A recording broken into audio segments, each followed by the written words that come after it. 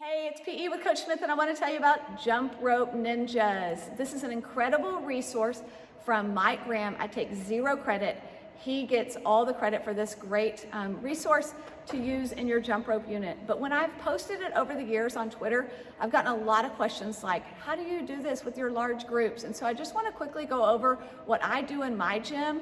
There's a lot of great ideas out there, but maybe this is something that you can take away, again, especially with your large groups. Now, on day one, no ninja time. When the kids walk into the gym on Monday mornings, they see the boards, it gets them excited because they've been doing it for years and they know what to expect. But we do not do any ninja time the first day. And at the end of class, after we've gone over several different types of jumping, I use slides. And so we'll go through different types of jumping. We'll have some jumping challenges where we'll jump 1 minute and see how many they can get, all sorts of different things to kind of introduce them to jump rope.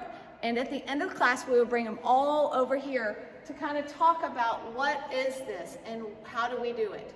Now, we have pins that we leave out throughout the unit. We also have the bell. If they become a black belt, they get to ring that bell. So those are the basic rules. The number one thing is they cannot do ninja time if it's not ninja time. And we tell them ninja time. So they are all very clear on when that is. They often ask, is it ninja time? But they can only do it. For example, on day 2 of jump rope, they are going to get an opportunity to do ninja time. But we start out warming up and we tell them it's not ninja time. You got to get warmed up first. So that would not count. Then we would break up into 2 groups, and I would have one group, half of the group on the other end, using the projector and either doing like a this or that I have created, or slides where we are doing partner jump rope tricks, things like that to kind of mix it up. Maybe long ropes you could use with half the class while the other class is getting started with ninja time. I think that's really important on day 1 when you have large classes, because if you do day 1, the entire class, oh, I've done it once, never again, because they get the white belt pretty fast. And so it's super crowded over here. So if you split your kids in half and have one group doing ninja time while the other group is doing some other activity, maybe just reinforcing those other types of jumps, it works out well as far as organization.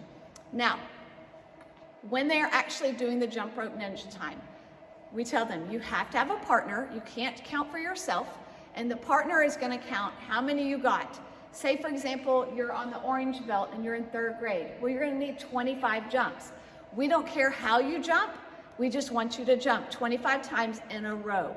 Now, the counter needs to be, we talk to them about being a great partner. Make sure you're paying attention. Be the best that you can be so that when it's your turn to jump, your partner is doing the same. And just talking about respecting each other, and also being honest. That's a big one with ninja time. It takes a lot of honesty because as coaches, we can't count everybody. So we depend on our partners for that little bit extra accountability. Now, if it's my turn, I'm going to try to jump. And the rule is on jumping is we don't care how they jump, but they have to do that same jump the entire 25 times. So if I'm doing a single bounce and I switch to a double bounce, then my turn would be over. My partner would need to stop me. Now, we get one chance. If you mess up, it's your partner's turn. So say my partner is going, they need to tell me, number 1, how many jumps they need to get. If they have to get 25, they're on the orange belt too, then they're gonna start jumping. They can only try for 1 belt at a time. So for example, orange belt is 25, green belt is 30. We do not let our kids go, all right, if you get 25, you can keep going, and if you get to 30, now you can sign orange and green. No. Once they get to 25, they stop, they give their partner the rope, and then they are going over and signing that orange belt board. As the partner that's waiting, I cannot count myself, so I have a couple of choices. Number 1, I can see, oh, what is the number that I need to get? If I still need 25, then I'll be ready to tell my partner when they come back. I can also practice, or I can rest. They cannot jump and count for ninja time if their partner is over at the board. And that's a big one that we remind them at the beginning of our unit.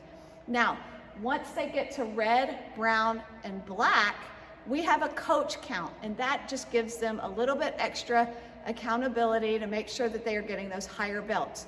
You could do that for just black if you want, or not at all. It just depends on what you are comfortable with in your class. We don't have a lot of black belts, and we do like to have them have that extra accountability. But if they do earn the black belt, we love it because they get to ring the bell, and everyone in the class turns around and is like, oh, someone got a black belt.